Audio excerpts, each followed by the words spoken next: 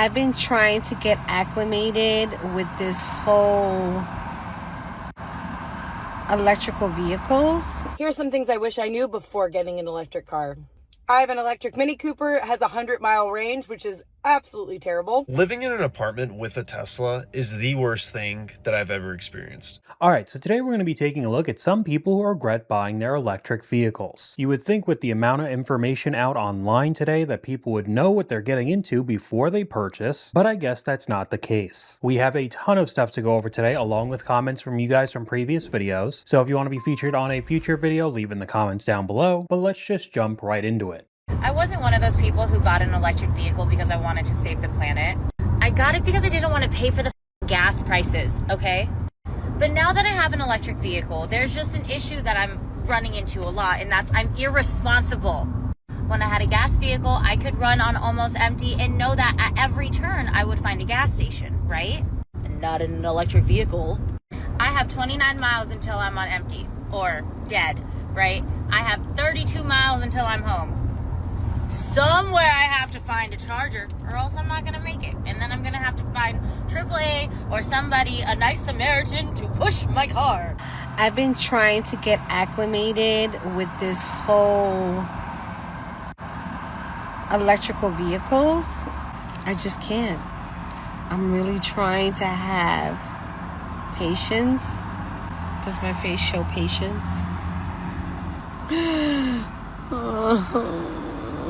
But you still decide to purchase one of these EVs without doing any research or possibly testing it out at all before you bought it. And that's exactly what a comment said from one of you guys. I almost always rent a car that I'm thinking of buying. You'd be surprised at what this reveals, especially if you're talking about an EV. And we got another one here that goes very well with the first clip. I can't even keep my phone charged, much less a whole car. What did you think was going to happen when you bought one of these vehicles? Unless you have a home charger wherever you live, you're going to have to deal with the entire process of charging the car. I didn't think I would have to explain this in 2026. EVs have been around for a little bit now, but I guess this is where we're at in today's world. Living in an apartment with a Tesla is the worst thing that I've ever experienced. I literally just got my Tesla and I left work at 25% and I arrived at the supercharger with 9% left. It was kind of dumb of me to go get a Tesla while not having a place to charge it regularly. Like, I always have to go to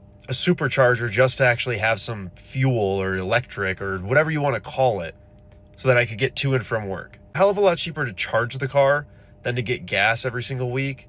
But I've been sitting here for like 30 minutes and I had the battery precondition and I'm still sitting here. I'm almost done. We got 1% remaining, 1 minute. Not too bad, but like, this is kind of annoying.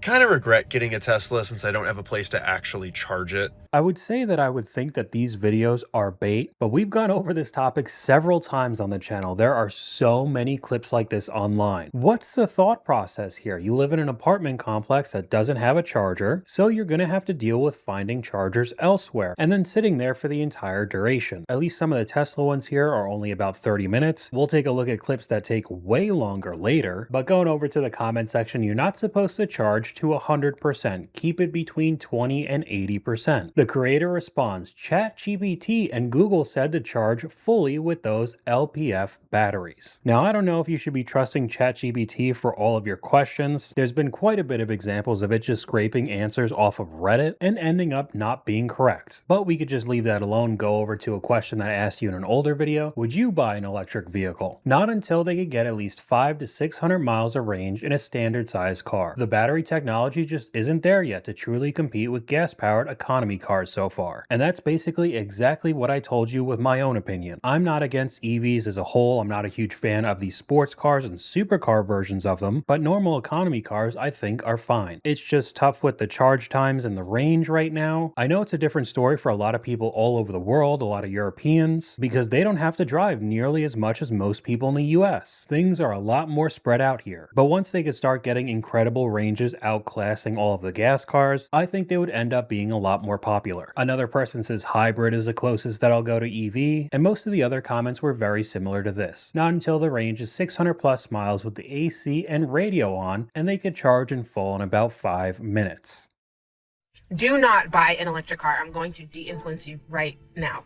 During the summer, this thing could go up to 230 something miles. Now, because it's so cold, it's almost fully charged.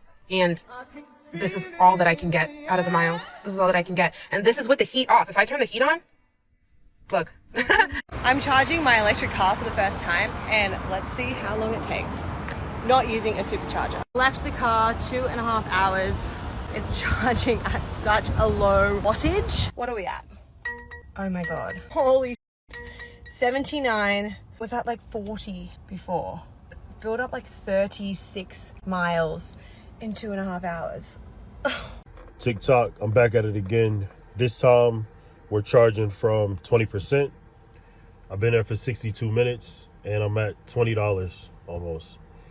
With 73%, it says it's gonna stop at 80. I don't have time for this though. I don't have an hour every day to charge my car. Again, wouldn't you have thought about this before you bought it? And I know everybody's response is you got to go find the superchargers. It'll be a lot faster. But still, the infrastructure is just not there in a lot of places, especially in that second clip, 2.5 hours and you got what, 30 or 40 miles? You would have to charge it literally all day. But we got a couple more comments from you guys that goes well with this. I want an electric car. I have to charge it? Oh my God, I didn't know that. And as ridiculous as it sounds, that's literally how some people are. Another one here, people do more research to go on vacation than to look into a house or car purchases. I know a few years ago having an EV was the cool new thing. You could show off to all your friends and family and neighbors, but now fast forward to 2026, the demand has fallen off a cliff. General Motors just pumped the brakes in a big way when it comes to their electric truck future. According to a report from Automotive News confirmed by Motor Trend, General Motors has put the next generation of its full-size electric trucks and SUVs on an indefinite hold. That means the next-gen Silverado EV, Sierra EV, Hummer EV, and Cadillac Escalade IQ, which were all planned for a 2028 refresh, are now not expected until 2030 at the earliest, if they happen at all. And the reason is pretty simple. Nobody is buying them. In the first quarter of 2026, GM sold just 1,400 Silverado EVs, 1,300 Sierra EVs, and 1,600 Hummer EVs. Meanwhile, GM is adding a 6th production day at its Flint assembly plant to keep up with demand for gas-powered Silverado and Sierra heavy-duty pickups. They also laid off 1,300 workers at Factory Zero, their dedicated $2 billion EV plant in Detroit, for the second time in 3 months. I would also like to add, at least in this situation with the trucks that they're stopping, all of these sit at around $100,000 each. Who do you think is really going to buy these? Basically, nobody. EVs are having a tough time in general right now, so putting a 6-figure price tag will just push away basically everybody. Lucid is starting to get desperate to move their cars. They are now offering 0% interest for 6 years on leftover 2026 Gravity models. And that's not even the craziest part.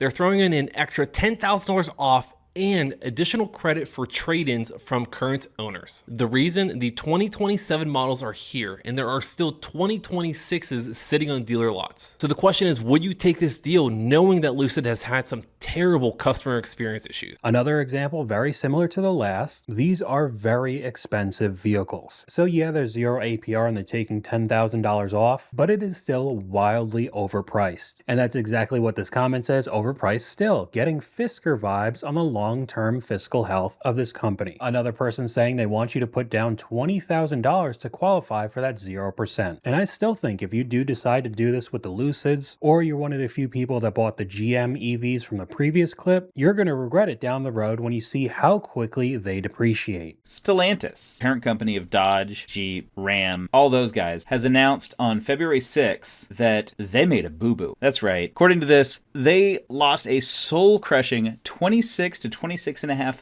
billion in their EV program with those Charger Daytona EVs that absolutely nobody bought. And I mean this because I work in the car business and I don't see them. I don't see them on the road. I don't see them at the dealerships. I think I've seen 2 on the road. I don't know a single Dodge person who has bought one or even wanted to buy one and then decided they were too expensive. They just kind of pretend they don't exist. And this is one of the vehicles that's much cheaper than the previous 2 examples. They're still sitting on dealer lots for a year or 2 at a time. I'm seeing prices prices around me at $32,000, $35,000, but many other companies have taken heavy hits like this. Ford is discontinuing the F-150 Lightning. Volkswagen is teetering on bankruptcy. They are really hurting right now. And when it comes to electric vehicles, there's a lot of people who just straight up do not like them. I need to know, for my own sanity, where does the electric vehicle hate come from? I get why people hate on Tesla. That's a whole different story. I get that. But like electric cars in general seem to have this big old stigma online that, I don't know, like they're just not real vehicles or something. My issue is that when you have to plan a trip around charging stations, that's no bueno for me. I think mine comes from how long it'll take to charge versus how long it'll take to fill up my gas tank. Honestly, it's not practical to me. My sister had one and everything she did drained the battery. She had to charge it in the middle of a trip to visit me and again back. Too many unforeseen situations where you could possibly end up stuck. If I'm stranded, I could easily call AAA, and she was stranded once and had to get her car towed. Depending on the miles, that can be inconvenient. So this original clip was a bit longer, and this comment said the fact that you said that you're going to have to get a gas car says a lot. Why do you need two cars just to own an electric one? I choose a hybrid and love it. I'm getting 58 to 60 miles per gallon, and gas is $5 a gallon here, and I'm only paying 25 bucks a week to drive over 300 miles. Another person saying definitely getting an electric car someday, but I'm waiting for the tech to get better first before I get one. They still don't have enough charging stations, and it takes way too long to charge a vehicle. But I'm slowly seeing charging stations pop up in all the shopping centers in my city, so maybe in 5 years I'll get one. Again, I don't have a problem with it. I would probably say more than 5 years, but I just don't think it's there right now in 2026. Now we can move over to another clip of a vehicle that I didn't even know existed, and I can't really say that I'm surprised that they're just sitting at the lots. When these vans came out, Ram wanted almost $100,000 for these things. Now, this one right here is a 2024, almost 3 years old. As you can see from the window sticker right there, it's a 2024, $89,000 is what they wanted for these things brand new. But the problem with these Ram ProMasters, besides the $90,000 sticker price, is they have an anemic range on them. It's like 140 miles, something like that, 150 miles. That's not usable in the real world. And imagine during the summer with you got to turn the AC, that's going to plummet the range. Or the winter when it's cold, the range is going to be just absolutely nothing. And now I think they're selling this one for like $39,000, so $50,000 off. But still, $40,000 is still ridiculous. I feel like the only reason that these things were made was to try to get Amazon to buy them for their delivery trucks. And obviously they don't use them, so it really hurt this model. But anybody who decides to purchase this vehicle in the next clip will definitely regret it down the road, even though it's an extreme example. Ready or not, here it is. The first electric Ferrari. This is the Lucid, which has just been revealed in Rome. And as it turns out, this car's appearance is just as much of a departure as its powertrain. With a dedicated EV architecture that allowed for a high degree of freedom, the Lucid's form factor is unlike that of any other Ferrari. Ferrari farmed out the exterior and interior design of this car to an outside design firm, Love From, headed by product design superstars Joni Ive and Mark Newsom. So I would say you should probably fire those people. It's honestly not even a Ferrari if they outsource the entire car anyway. I almost hope that this is some sort of an inside job by Ferrari just to make their normal gas cars look even better, because if this was a legitimate attempt at a nice EV, I'm at a loss for words. I mean, the very first comment on this video is, what the F is that? Ferrari really said, let's make sure we make our first EV as expensive, awkward, and ugly as possible, and we could tell everyone that there's no demand and we won't make another. I'm sorry, this is the ugliest vehicle I've ever seen in my life. Is this a joke? It looks like iPhone 5C on wheels. I'm convinced these companies are trying to make us hate EVs. That's what I was thinking. And people will get fired over this car. Total disaster. Another person with a photo of the new Toyota Prius saying better. It honestly is. But up next, we got another one that'll bring in some customers because of the brand name, and in just a few years put them in a really bad spot financially. The 2027 CLA 250 Plus electric with skinny key and a frunk. Everyone seems really excited about the frunk, but that's not really the most exciting part about this car. 317 miles of range. This one's $52,000. It can charge NACS on the 800 volt charging network, so super fast charging.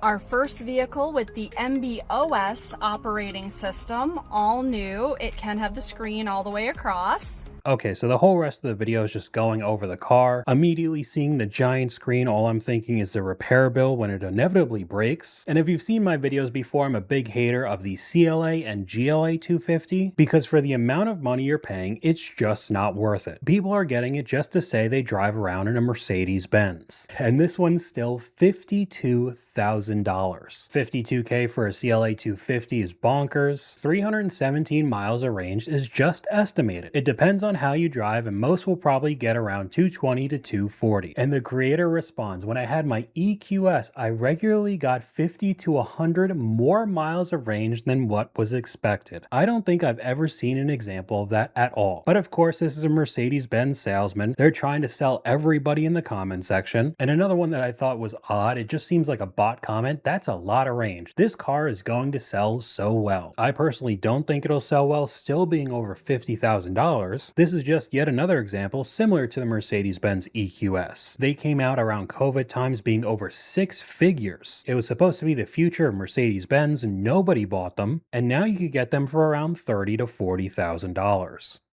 Our client drove a 2022 Audi e-tron GT. This car looks great, but the problem was the center screen started blacking out mid-drive. Then came a massive high voltage battery recall that Audi didn't have a fix for. The dealer tried to fix the screen multiple times, but issue kept on coming back. And our client was understandably pissed off and genuinely concerned about his high voltage battery overheating. So much so that he basically stopped driving the car altogether. So that's when he called us. Audi started by putting up a fight. They said the very same recall that told our client his car could catch on fire was out of an abundance of caution, and essentially tried to gaslight us into thinking that this was all no biggie. Call me crazy, but a recall that says your car can catch on fire is kind of a big deal. We fought it out for nearly a year. Discovery, depositions of Audi higher-ups, and eventually landed a settlement, including a repurchase of our client's car, plus civil penalties for Audi's mishandling of the claim. Now, comparing this to the last clip, I know it's different brands, Audi and Mercedes, but there does seem to be a good amount of problems with these giant iPad screens. Mercedes has also had a recall with a lot of their models because it just completely blacked out as well. The vehicle still worked, but you couldn't see how fast you were going, anything like that. I just think it's a problem waiting to happen. Tesla S will not charge in the cold.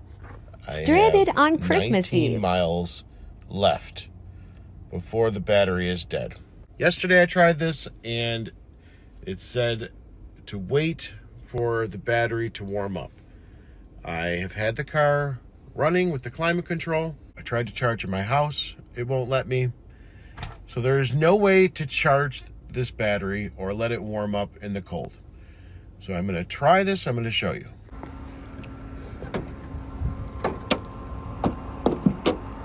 This is the message I get. Battery is heating. Keep charge cable inserted. Okay. It's 1:11. 1 hour later. Battery is heating. Keep charge cable inserted. So it seems like it's not the best idea to get one if you live in a cold climate, but then on the other side, if you live in a very warm climate, the battery range is going to go down significantly because of course you're using the AC constantly. I know I've been saying this over and over again, but it just doesn't look like the technology is there yet. If you're shopping for an EV, these are the 3 worst EVs on the market in the country. Please avoid. Number 3. Fiat 500e. A lot of people don't even know what this car is, but it's one of the EVs that Fiat offers. It's affordable, right? It's a lot cheaper than most of the EVs that you'll find, but the range is about 140 miles. You're going to be charging this thing every 10 minutes, especially if you live in the Northeast. Number 2, I've made this decision pretty much based on price alone, but the Hummer EV. Who is paying this money for the Hummer electric vehicle? I would have thought if they were bringing back the Hummer, it would have been some badass V8 or something like that. But, of course, they had to ruin it and bring it back as an EV. And number 1 on the list, the Nissan Leaf.